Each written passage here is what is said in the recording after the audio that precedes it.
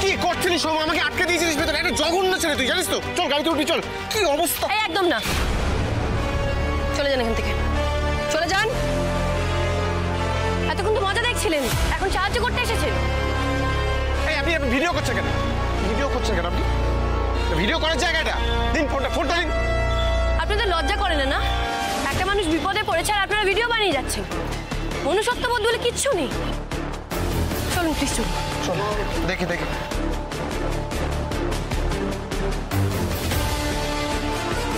কতটা ছড়ে গিয়েছে এখানে, হাত ফাতগুলো। আস্তে আস্তে আস্তে আস্তে আস্তে আস্তে।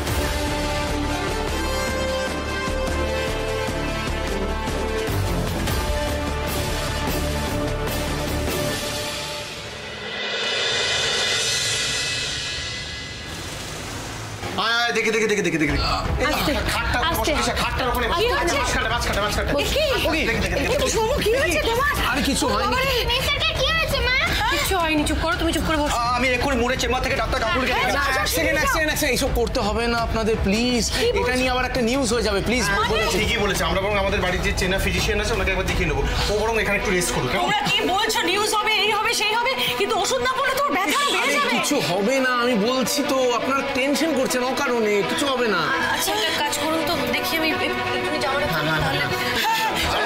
দিশা, তুই এক কাজ কর, তুই ওকে নিয়ে পাশে ঘরে চলে যা। চলে একটু কষ্ট করে চলো, ভিতরে চলো। আরে বাড়াবাড়ি হচ্ছে কিন্তু। দরকার ছিল না। আস্তে দেখে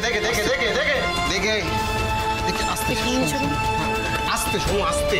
আরে আমি ঠিক আছে না, তুই ঠিক নেই, সব ব্যাপারে বাড়াবাড়ি করিস না।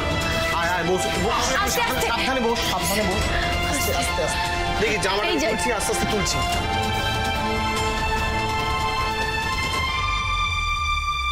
এ কি রে, তোর পিঠ তো পুরো লাল হয়ে গেছে, তাকে ভর্তি পুরো। আমি একটু আসছি। এত বাড়াবাড়ি করার কোনো দরকার ছিল না। এখানে নিয়ে আসার কি দরকার ছিল বলতো? বাড়িতে গেলেই তো হতো, ওখানে মা আছে। বোকার মতো কথা বলিস না সৌম্য। ওই বাড়িতে তোকে এই অবস্থায় নিয়ে গেলে আন্টি দেখে সহ্য করতে পারতো না, কান্নাকাটি করতো। তাই তো সব ভেবেচিন্তে আমি এখানে নিয়ে এলাম।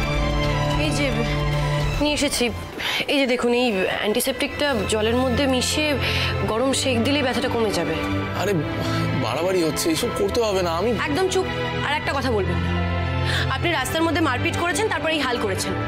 আপনাকে তো কেউ বাধা দেয়নি। এবার এই চোট সারাতে আমাকে যা যা করতে আমি করবো, একদম বাধা দেবেন না। মুখে আঙুল দিয়ে বসে থাকুন, ওষুধ লাগাতে দিন।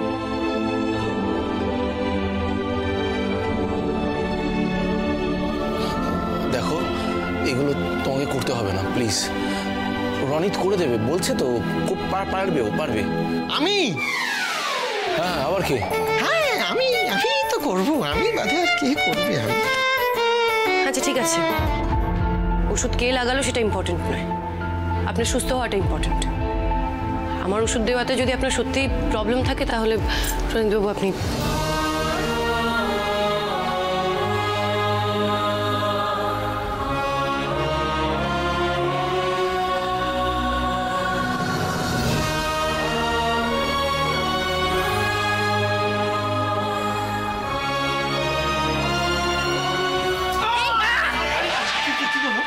কি করছিস রনিত? ও বাবারে! রনিতবাবু এভাবে দিতে নেই, আলতো করে শেক দিতে হয়। সরি ভাই, আসলে এগুলো তো আমি আগে কোনোদিন কখনোই করিনি, তাই একটু ভুল হয়ে গেছে। প্লিজ আমাকে একটু ক্ষমা করে দিস, আমি আরেকবার ট্রাই করছি।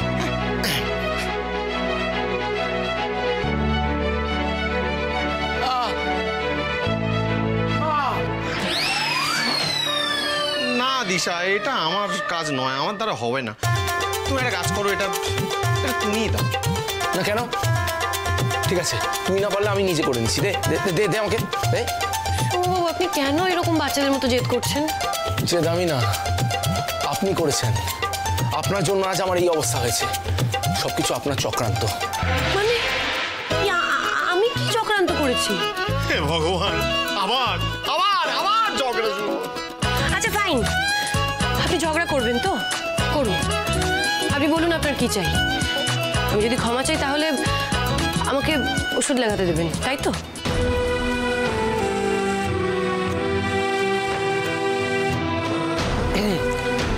আমার একটা শর্ত আছে।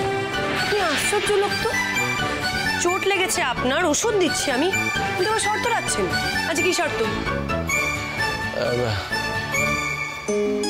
এই গিজারটা আমি কিনে দেবো, তাতে যদি রাজি হও তবে আমি তোমার হাতে ওষুধ লাগাবো। আপনি আবার সেই একই জেদ করছেন, একই যে। আচ্ছা ঠিক আছে, কিনে দেবেন। এবার খুশি তো?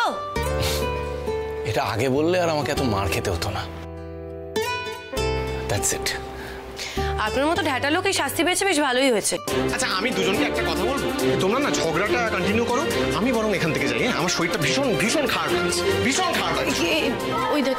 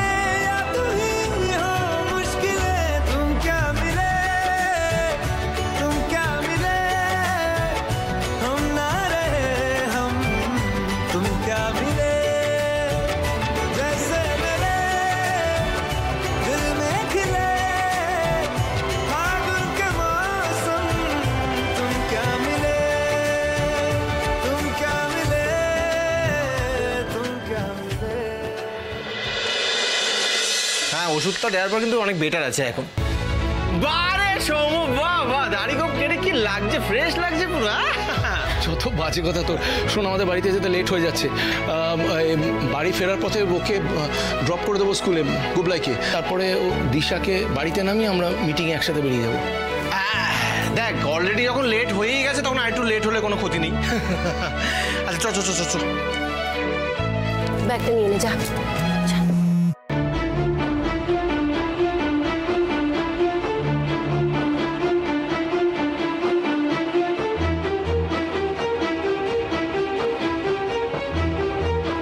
বলছি সৌম, মা আসার সময় একটা খুব ইম্পর্টেন্ট কাজ করতে বলেছিল। আসলে কি হয়েছে বলতো, এইসবের চক্করে আমি বেমালুম সেটা ভুলে গিয়েছি। একটা কাজ কর না, তুই বাড়ি যা ডিরেক্টলি, আমি ওখানে গিয়ে তোর সাথে জয়েন করে নিচ্ছি। ওকে, চাপ নেই।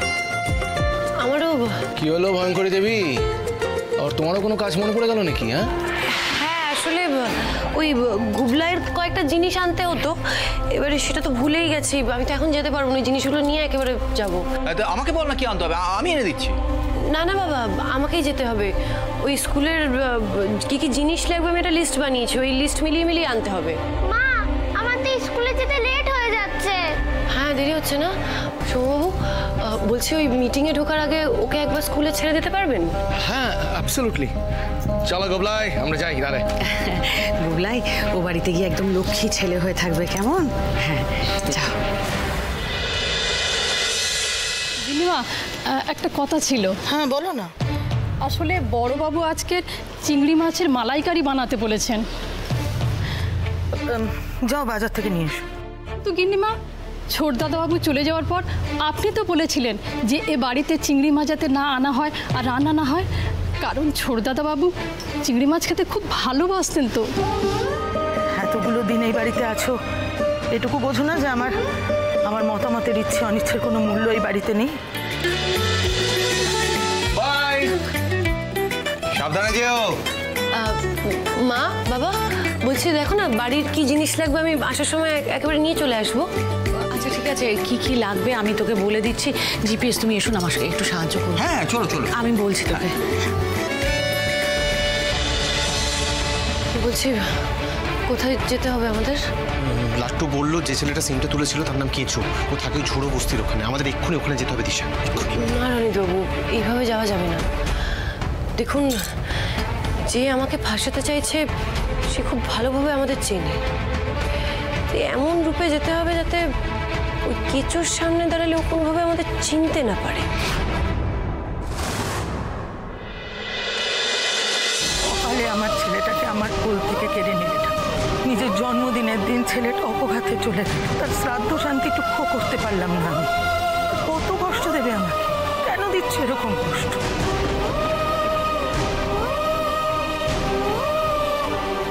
গিরি, এগুলো তো শানুর জিনিস, এগুলো নিয়ে কোথায় যাচ্ছিস তুই? আসলে ম্যাডাম বললো এই জিনিসগুলো বাইরের কাউকে দিয়ে দিতে। তানিষ্কা বললো, কিন্তু কেন? কারণ যে মানুষটা বেঁচেই নেই তার জিনিসপত্র ঘরে সাজিয়ে রেখে তো কোনো লাভ নেই মমসি। আর শাগনিকের জিনিস তো আমার কোনো কাজে লাগবে না, বরং কাউকে দিয়ে দিলে কেউ তো ইউজ করতে পারবে। তানিষ্কার শানু তোমার স্বামী ছিল, আজকে সে নেই বলে তার এই জিনিসপত্রের কোনো মূল্য নেই তোমার কাছে? প্লিজ মমসি, তোমার এই বস্তা পচা সেন্টিমেন্টাল কথাগুলো না ভুলো না। আমি যা করছি ভেবে চিন্তে করছি, তো এটা নিয়ে আর কোনো ঝামেলা করবে না। গিরিদা, জিনিসগুলো দিয়ে দাও কাউকে, আর অনেক জিনিস বের করে রেখেছি ওগুলো কাউকে দিয়ে দেবে। দাঁড়াও,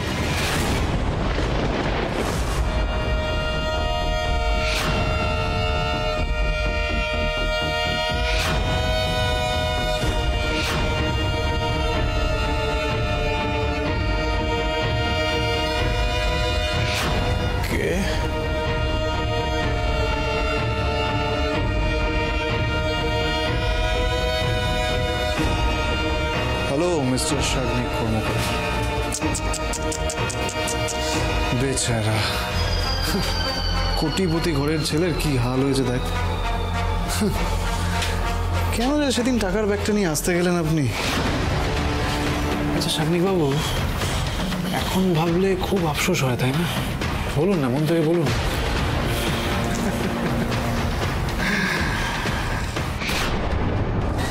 রাগের মাথায় তো মেরে ফেললাম আমি শাগনিক কর্মকারকে।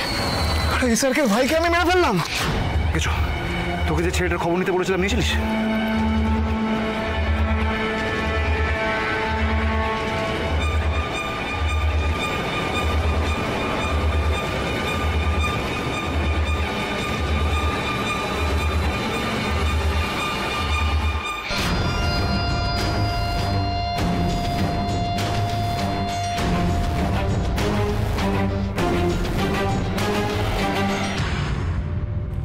দেখে বুঝে তারা লাশ আনবি, ইডিয়েট।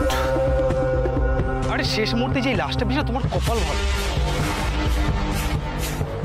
যা, এবার এই মালটাকে নিয়ে এখান থেকে দেবো। বিশাল গাড়িটা এই রাস্তা দিয়ে আসবে, ঠিক সময় মতন মালটাকে ওখানে ফেলতে হবে। তানিষ্কা, কি ব্যাপার? কি তুই ওই শাগনিকের জিনিসপত্রগুলো তোর ঘর থেকে বার করে দিচ্ছিস কেন?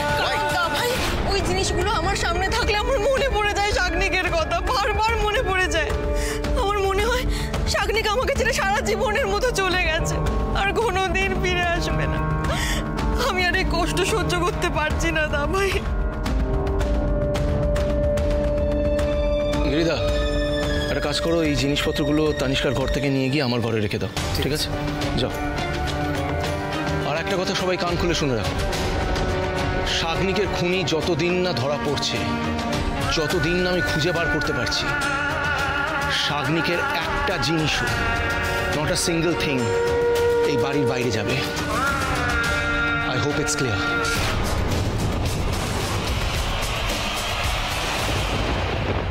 এভাবে আমাকে বেশি দিন আটকে রাখতে পারবি না তুই। আমি যদি এখানে মরি তাহলেও তুই ফাঁসবি, আর যদি এখান থেকে বেঁচে পালিয়ে যেতে পারি তাহলেও তুই ফাঁসবি। সাবাস, এখনো এত কনফিডেন্স? হ্যাঁ, কথায় আছে না গুরু, মরা হাতির দাম লাখ টাকা। এরও মরলে দাম বাড়বে কিন্তু। তবে আমি একটা জিনিস বুঝতে পারছি না বস, তুমি একে বাঁচিয়ে রেখেছোই বা কেন? কি হবে এই হাতিটাকে পুষে? হ্যাঁ, বুঝতে তো হবেই কিছু, কারণ ওই তো আমার তুরুপের তাস, আমার জ্যাকপট, আমার ভাগ্য বদলানোর চাবিকাঠি। তাই তোমার বেঁচে থাকাটা খুব জরুরি শাগনিক কর্মকার। আর তবেই তো তোমাকে কাজে লাগিয়ে পরে আমি আমার কাজটা উদ্ধার করব। এই দেখ দেখ দেখ, আরে কিরকম গোল গোল চোখ করে তাকাচ্ছে। বাবু সোনার গোসা হয়েছে আমাদের। ওয়েল, এক কাজ কর কেচো, আমাদের সোনা বাবুর জন্য খুব ভালো মন্দ খাবার নিয়ে আয়। মনে রাখিস, কর্মকার বাড়ির ছোট ছেলের যত্ন আত্মীতে যেন কোনো ত্রুটি না হয়, বুঝেছিস? যা। ওকে বস।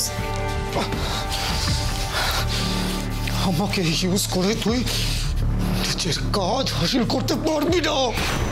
আমি মরে গেলেও তোর হেল্প হয় এমন কিছু করবো না। তাই নাকি? তাহলে কি করবে?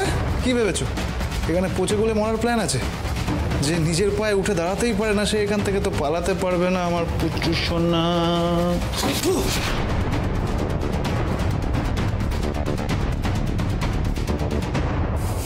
তোর এত বড় সাহস, এত বড় সাহস! Just wait.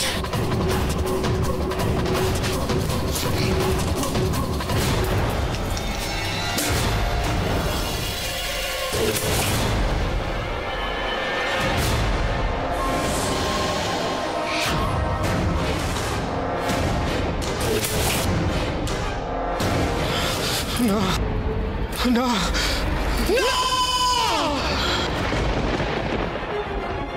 দিশা, ছদ্মবেশে তো চলে এলাম, কিন্তু প্ল্যানটা আদৌ ওয়ার্ক করবে কিনা সেটাই বুঝতে পারছি না। কিন্তু চেষ্টা তো শুরু করতে হবে। এবারে কোথা দিয়ে করবো সেটাই তো বুঝতে পারছি না। আচ্ছা বলছি, ওই দোকানটায় গিয়ে ওই দোকানদারকে একবার জিজ্ঞেস করে দেখা হবে? চলো তো। দাদা শুন না, বলছি এই কেঁচো বাবুর বাড়িটা কোথায় বলতে পারবেন? কেঁচো বাবু কেন? আসলে আমাদের না একটা কাজ ছিল, আর আমি শুনেছি যে মানে উনি এই ব্যাপারে আমাদের সাহায্য করতে পারেন। আসলে অনেক বড় টাকার কাজ তো, তাই। আচ্ছা, ওই ওই ওই ওই দিকের গলিতে যাবেন, 5টা বাড়ি ছেড়ে কেচোবাবুর বাড়ি পাবেন। যান। Thank you. হ্যাঁ, ধন্যবাদ দাদা। Thank you. Thank you. যান।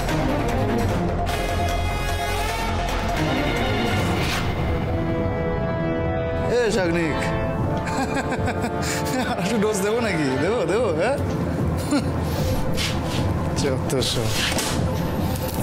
আমার সাথে তর্ক করতে এসছে, আর জীবনেও সেই স্বপ্নটা দেখবি না, বুঝেছিস?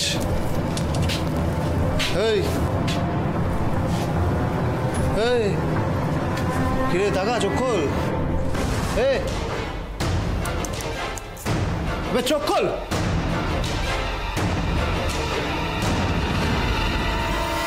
তাকা তাকা না। বেশি বাড়াবাড়ি করে ফেললাম নাকি? মালটা যদি মরে যায় তাহলে তো কোনো কাজেই আসবে না, ট্রিটমেন্টের টাকাও জোগাড় হবে না। এই মালটা না এত মাঝে মধ্যে মাথাটা গরম করে দেয়। না না না না, বিমান বিমান, ধৈর্য হারালে চলবে না। ফিক্সড ডিপোজিটের সুবিধা পেতে গেলে ধৈর্য ধরতেই হবে। কেঁচোটা কোথায় গেল? এখনো আসছে না। কিছুটা এলে তো একটু খাবারটা মুখে ঠোসা যেত, তাহলে তো চাঙ্গা হতো। এদিকে আমারও তো দেরি হয়ে যাচ্ছে, আজকে আবার জাজেস প্যানেলের মিটিং, এক্ষুনি বেরোতে হবে আমাকে। ওটা মুখটা বেঁধে দিয়ে যাই, কারণ বাই চান্স যদি চিৎকার চেঁচামেচি করে তাহলে কেলো হয়ে যাবে।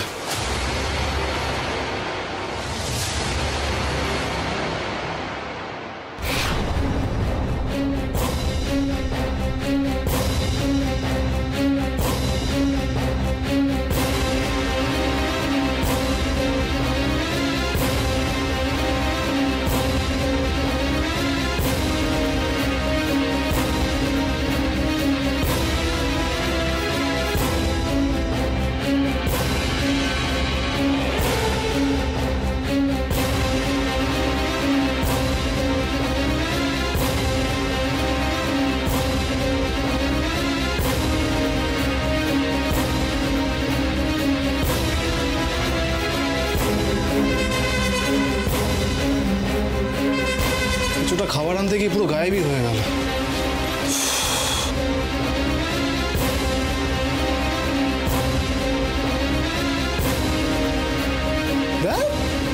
জীবনে কখনো প্রয়োজনের সময় ফোন ধরবো না।